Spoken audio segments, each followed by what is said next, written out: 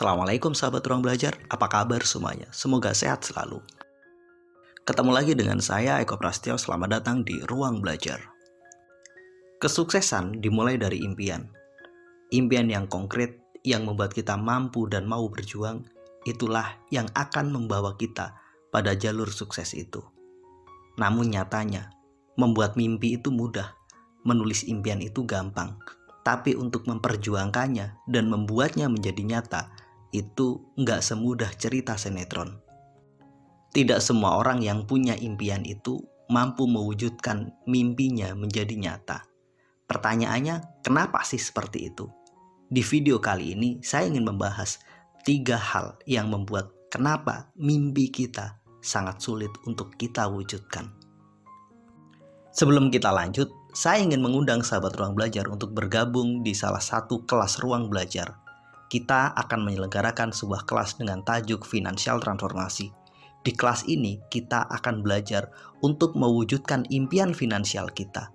Kita akan memperbaiki perilaku keuangan kita, pola pikir kita tentang uang, keyakinan kita, dan perasaan kita tentang uang.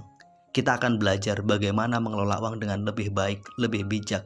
Bagaimana kita mampu mengubah realitas finansial kita yang mungkin belum baik menjadi jauh lebih baik. Buat sahabat ruang belajar yang mungkin merasa hidupnya sedang tidak baik-baik saja, kondisi finansialnya butuh diperbaiki. Rasanya kelas ini sangat cocok buat sahabat ruang belajar semua. Yuk bergabung dengan kelas Financial Transformasi. Caranya mudah, silahkan temukan caranya di link yang ada di deskripsi video ini. Oke, yuk kita lanjut saja ya pembahasannya.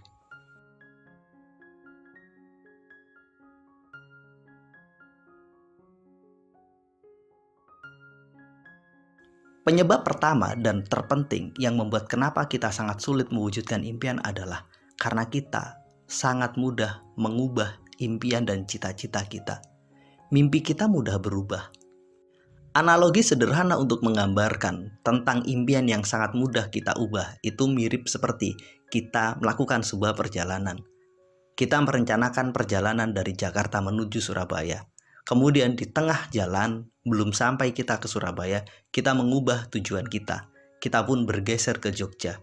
Sebelum sampai ke Jogja, kita pun berpikir ulang lagi, bagaimana kalau saya pergi ke Bandung saja. Kemudian kita pun mengarahkan jalan kita ke kota Bandung. Belum sampai di kota Bandung, kita pun berubah pikiran untuk segera pergi ke Bali. Begitu seterusnya. Akhirnya apa? Yang kita habiskan adalah hanya waktu, pikiran, tenaga, dan mungkin uang kita. Impian yang sangat tidak konsisten ini membuat kita akan kehilangan banyak waktu. Membuat kita akan kehilangan banyak fokus. Perubahan mimpi yang secara tiba-tiba yang dilakukan secara berkala, inilah yang membuat mungkin kita sulit untuk mendapatkan kesuksesan.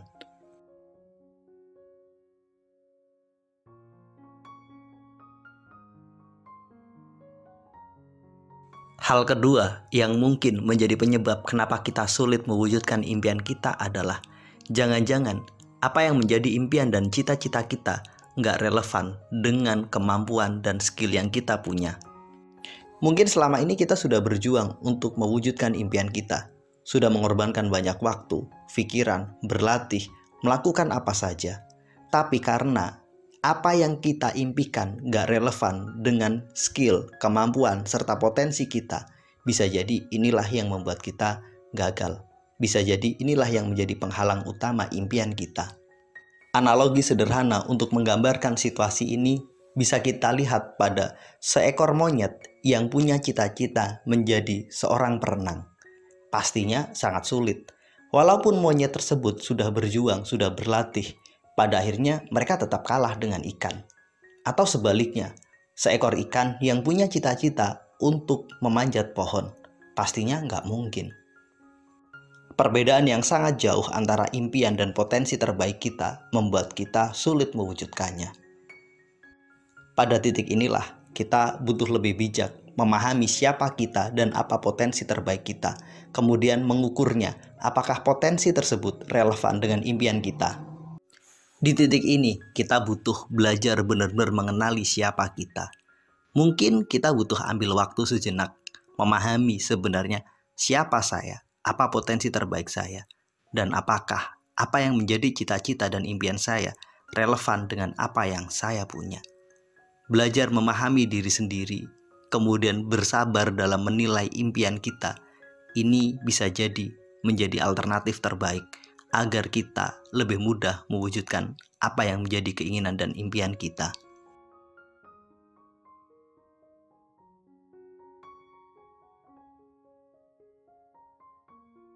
Yang ketiga, yang membuat mungkin mimpimu sulit terwujud adalah karena kamu ragu terhadap apa yang menjadi impianmu. Keraguan ini bisa bersumber dari banyak hal. Salah satunya adalah orang-orang di sekitarmu. Ketika kamu menceritakan tentang impianmu, kemudian nada nyinyir kamu terima dari orang-orang di sekitarmu. Banyak pernyataan yang sifatnya miring yang kemudian mereka sampaikan padamu.